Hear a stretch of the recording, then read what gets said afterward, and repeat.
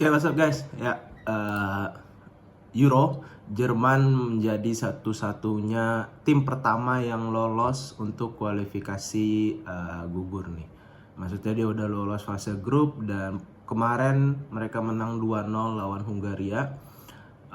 Gue bahas sedikit line up-nya dulu, masih seperti pertandingan sebelumnya 4-2-3-1 di mana kipernya Neuer, Mittelstand di wingback dan juga Joshua Kimmich. Terus tengahnya masih duet Antonio Rudiger dengan Jonathan Tah.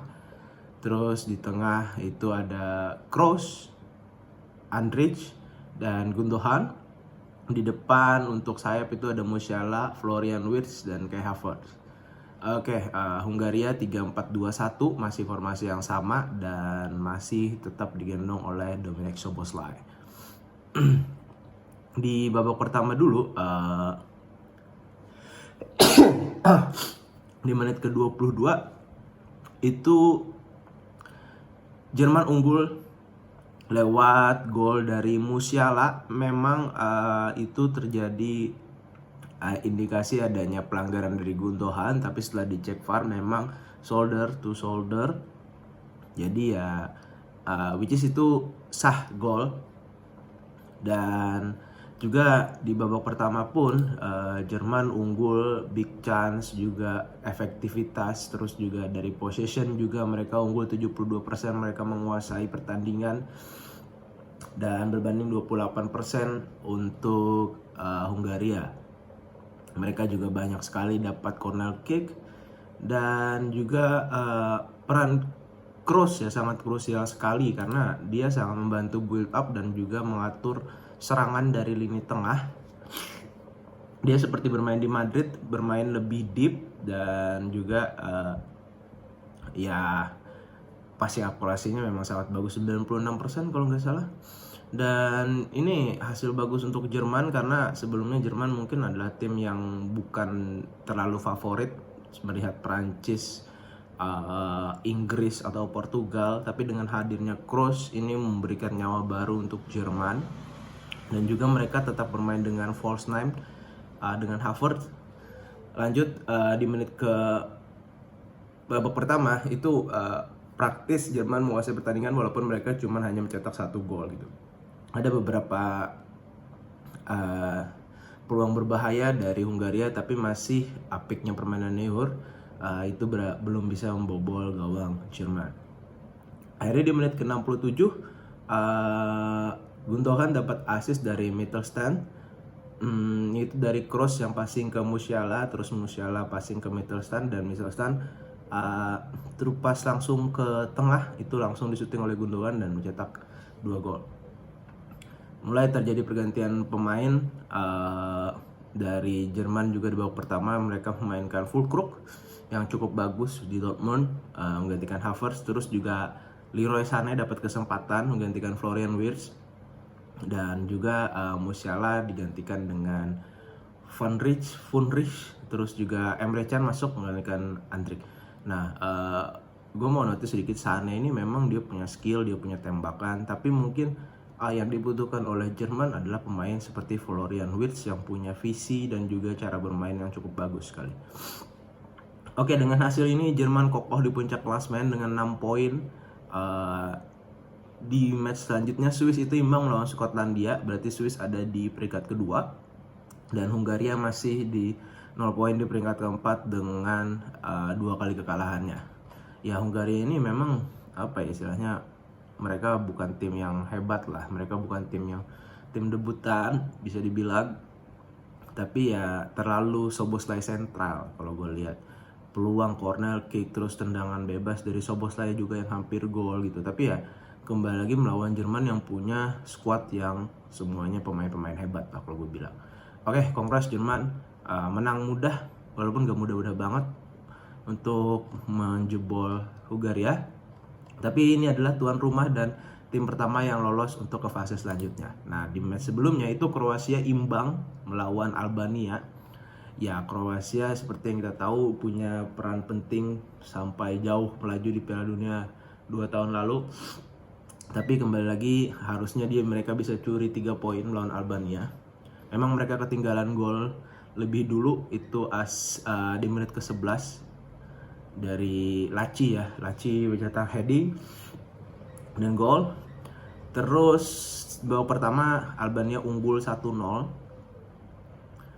Dan juga memang dari segi position Kroasia menguasai pertandingan. Mereka 67-33, terus juga expected goal mereka itu 2,69 banding 1,36. Terus juga big shot mereka cukup banyak, total tembakan ada 22 berbanding 15. Yang menariknya adalah setelah masuk paruh kedua, Kroasia akhirnya bisa mencetak gol lewat Budimir, assist dari Budimir ke Kramaric, yang dimana Budimir masuk menggantikan Petkovic. Akhirnya mereka bisa memecah kebutuhan, dan selang 2 menit kemudian Kroasia dapat mencetak gol lagi gitu, walaupun ini golnya dianulir kalau nggak salah sebagai own goal. Nah akhirnya Kroasia unggul dan mereka yakin untuk bisa dapat 3 poin. Sayangnya memang ini ada gol dari Albania di menit-menit akhir, itu di menit 90, dan itu membuat harapan Kroasia untuk dapat 3 poin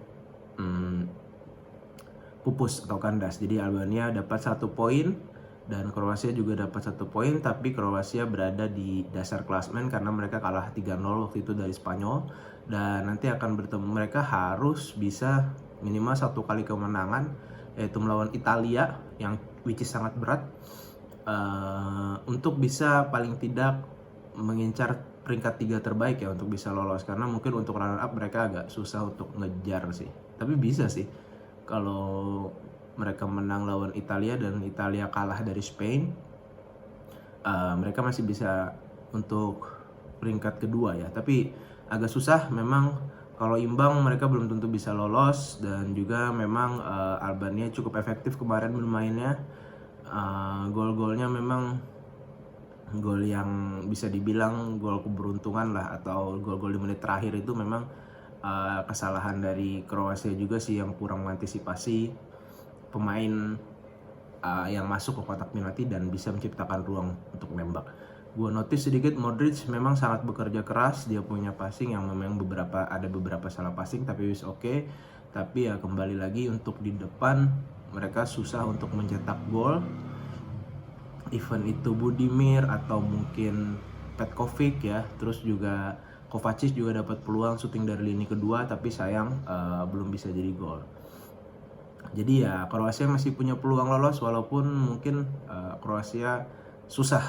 Tapi ya kita lihat nanti di match terakhir apakah mereka bisa menang atau mereka gak bisa lolos. Nah yang gue menarik juga pertandingan antara Portugal lawan Ceko ya. Ceko parkir bis, Portugal masih dengan mengandalkan Ronaldo, Leao, Bernardo Silva di depan, terus Cancelo dimasukkan jadi wingback, dan juga di kanannya ada Dalot, di tengah Vitinha, Bruno Fernandes, di depan masih Pepe, di belakang ada Pepe, Ruben Dias, Nuno Mendes, terus juga Diego Costa. Portugal ketinggalan lebih dulu di menit 62, dan akhirnya memang dari awal pertandingan Portugal ngotot sekali untuk menyerang, tapi memang ya mereka belum bisa menciptakan gol sampai mereka kebobolan lebih dulu. Akhirnya Portugal bisa menyamakan kedudukan di menit 69. Memang di menit 87 Portugal punya kesempatan untuk mengunggulkan 2 gol lebih dulu, jadi lebih unggul gitu. Tapi sayangnya Ronaldo offside dan heading Jota dianulir. Jadi akhirnya tapi yang menarik, mental mereka masih tetap pengen untuk menang. Akhirnya mereka bisa mencetak gol di menit ke-90 lagi. Jadi ya 2-1 untuk Portugal. Mental dan kualitas pemain mereka memang harus diakui, walaupun Ronaldo belum cetak gol, tapi ya dia cukup merepotkan untuk pertahanan Ceko lah. Ya kembali lagi di Liga itu udah umur hampir 40, jadi susah sekali untuk dia top performanya seperti dulu gitu. Tapi still dia masih diperlukan untuk Portugal. Dan juga Bruno Fernandes terupas-terupasnya agak jelek. Bernardo Silva juga tidak bermain seperti Bernardo Silva di City. Tapi ya kembali lagi di match pertama, dan Portugal berada satu grup dengan Turki dan juga Georgia. Turki menang kemarin ya 3-2-1 atau 3-1 dari Georgia. Dan ini menarik karena Turki dan Portugal ini punya peluang besar untuk lolos karena mereka sudah sama-sama 3 poin. Dan which is bakalan jadi match penentu siapa yang bakal jadi juara grup antara Portugal lawan Turki. Gue rasa sih Portugal sih lebih menang sih dibanding Turki ya. Karena memang kualitas pemain mereka jauh lah di atas Turki. Oke, itu dulu review pertandingan-pertandingan Euro barusan, dan kita akan nantikan lagi pertandingan-pertandingan berikutnya siapa yang bakal lolos ke babak penyisihan gugur. Oke, see you di video selanjutnya.